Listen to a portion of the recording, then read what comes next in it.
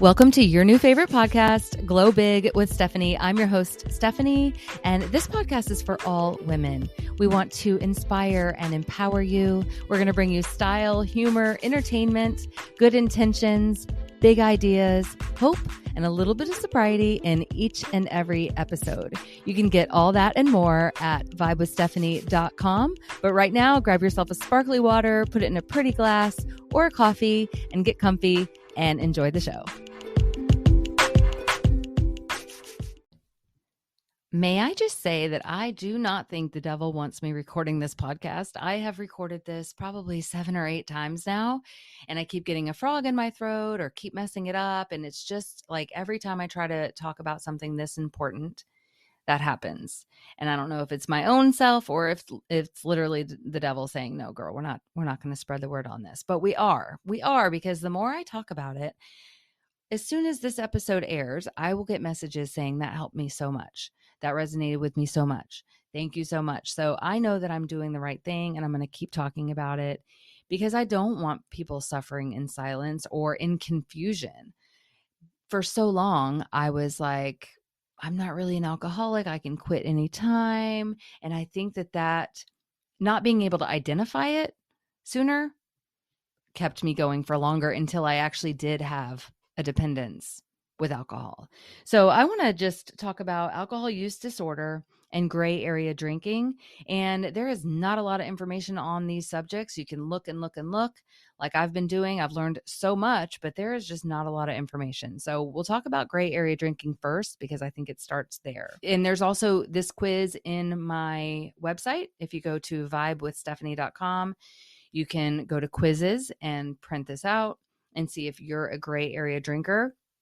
Unfortunately, I think that no matter who, and this is my opinion, I think that no matter what, if you're a gray area drinker, it's going to lead to alcohol use disorder, which is a little more serious and a little bit harder to quit. So if you find yourself a gray area drinker, you might want to just stop, stop while you're ahead, because it really does lead to alcoholism and alcohol use disorder, and it sneaks up on you so fast and it gets increasingly harder to quit. I always thought I could quit whenever I wanted, and once I did stop, I was like hallucinating. I was having a really difficult time quitting. The first 15 days were a lot rougher than I ever thought that they would be. I watched my mom and my grandmother both struggle with alcoholism, but I just thought I would be different. And it turns out I'm not, and neither are you. Alcohol doesn't discriminate. So I'm not here to preach, but I am just sending you a warning. Once you hear these gray area drinking signs, don't think, oh, well, I'm not a full-blown alcoholic yet, because there's still a chance that you may be, or may become more dependent, and it just becomes harder to quit. So one of the signs that you're a gray area drinker is that you worry, you fret, and you regret your drinking. So you may not have hit rock bottom yet, but it's still negatively impacting your life. And maybe you'll go out once in a while, and when you party hard, and you wake up and you regret some things, like you lost your phone, or you wish you hadn't said that, or maybe you did some things that you wish you hadn't.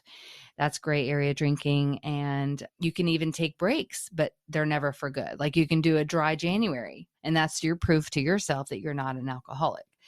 But you go back to drinking anyway. Like you'll, pause for a month, and then you go back and you drink anyway. People don't think that you have a problem.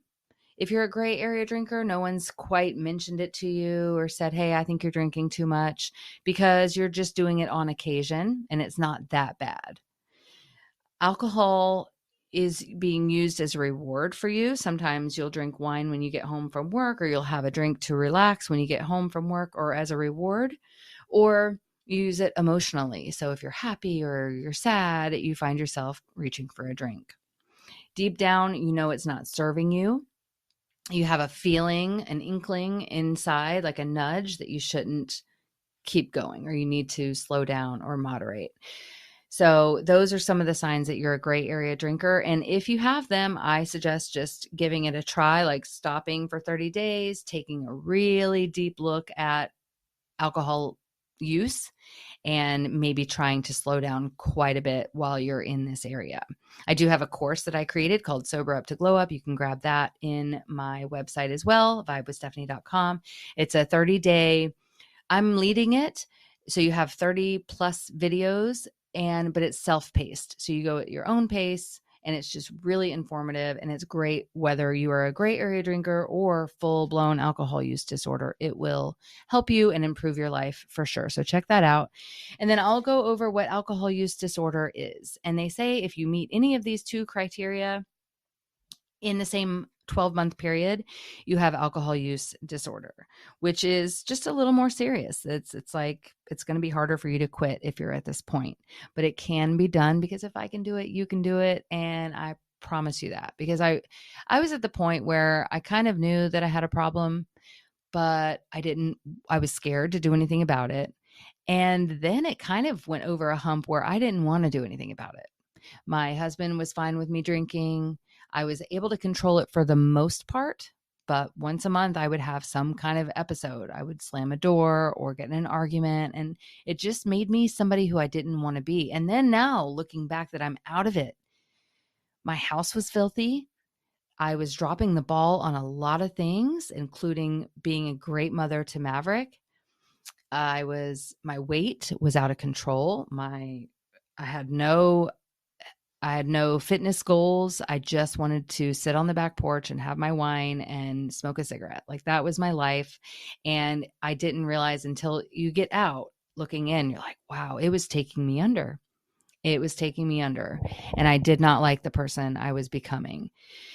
So that final blackout on my son's 5th birthday was when I just said, I cannot do this anymore. And I didn't know how it was going to get out, but it was a decision. And that's what it's going to have to be for you too. You have to find your why. And I talk about all this in my course, but you have to start with you, and you have to decide.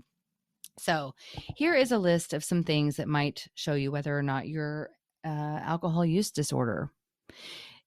If you are drinking more or for a longer period of time than you intended.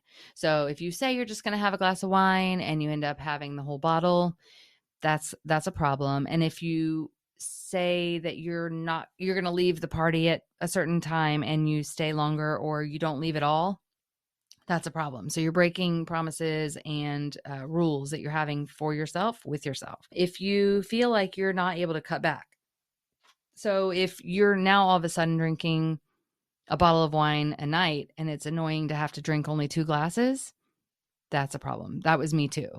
I mean, 1 glass of wine was unheard of in the late stages of my drinking. 1 glass, that would be annoying. I would even get annoyed if somebody in a movie, there was 2 people and one person brought 1 bottle of wine. I was like, that's annoying. What are they going to do with that small amount of alcohol? And so that's not normal thinking, you know? So also continuing to drink despite problems caused with friends and family. I mean, I caused a lot of problems and I kept drinking. That's a problem. That's when you know you have a problem. If you're embarrassing yourself, if people are upset with you and you've hurt people's feelings and you've just caused problems and you keep on drinking, that's not good. You know you have a problem and you need to take a deeper look. Decreased participation in activities that were once important, like working out, hanging out with friends, going to the movies, doing your hobbies, yoga, whatever it was. If you find that you're decreasing those activities, kicking the ball around with your kids because you've lost interest, then that's a problem. And they say that alcohol gives you this kind of dopamine kick that you can't get anywhere else. So things that used to be fun aren't anymore. If they don't involve drinking, they're not fun anymore. And I know for the play dates that I used to go on, or even Maverick's birthday parties, all of these things that should be fun aren't unless there's wine there. And that's when you know you have a problem. I even said like, oh, if I meet a new mom friend and she doesn't drink, then we're not friends. And that's gross. Like, who thinks like that? It's somebody who is like deep into alcohol use disorder is what it is. So continuing to drink despite adding health problems or feeling depressed or anxious or blacking out. Okay, this is me all the way. And I was going to my doctor often, monthly, which was all I was allowed, but I should have been going more for B12. I was giving myself shots of B12 because my body was depleting that nutrient. And that's probably happening with you too. So I always talk about the brain fog and the lack of energy. And that's because literally alcohol is stripping your body of all the nutrients, whether you're injecting them or taking your vitamins, whatever it is, you're not getting what you need. So if you continue to drink, seeing that the levels from your doctor when they took your blood work are dropping and you're having to replace B12, then, and you keep drinking, then you're in that alcohol use disorder for sure. So I definitely recommend going and getting your blood work and finding out where you are. You might be low in iron, B12, your blood pressure may be high, just all kinds of things. Alcohol is just literally tearing your body down, and there's just nothing good to it. Drinking more as a result of tolerance. So yeah, I mean, I went from just a normal small bottle of wine to I could drink the full big Woodbridge and not get wasted. Some nights I would, obviously. Sometimes I never knew when the switch was going to flip, but you're drinking more because you have more of a tolerance. And that's just not a good sign. You don't want to be able to drink more. And also experiencing withdrawals from alcohol. So I know that this was a big one for me. Every day I would wake up some kind of hungover. Even if I didn't drink the whole bottle, I would wake up shaky, brain foggy, ashamed, feeling icky, and saying, man, I really got to quit drinking, or I'm not going to drink so much tomorrow night or tonight. And I always did because I had to. I felt like I had to drink to get over that hump and to feel better.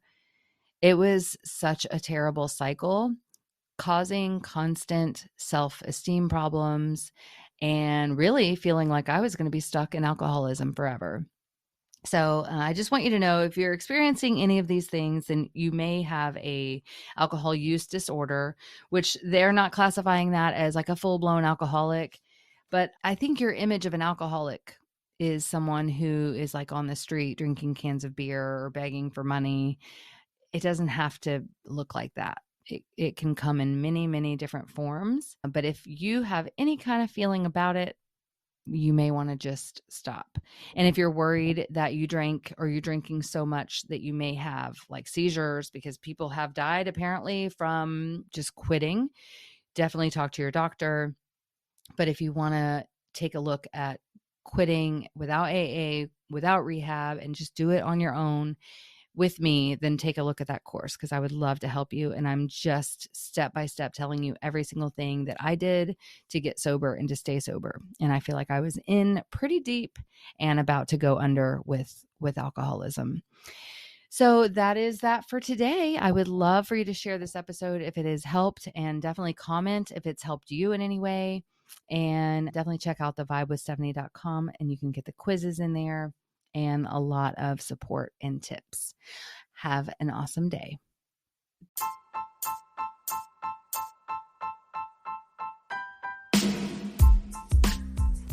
Thanks for hanging out with us today on Glow Big. We hope you're leaving empowered and happy and ready to take on the world. For more information, you can go to vibewithstephanie.com. And if you're interested in taking the 30-day Sober Up to Glow Up course, just click Sober Up to Glow Up course for more information. Have a great day.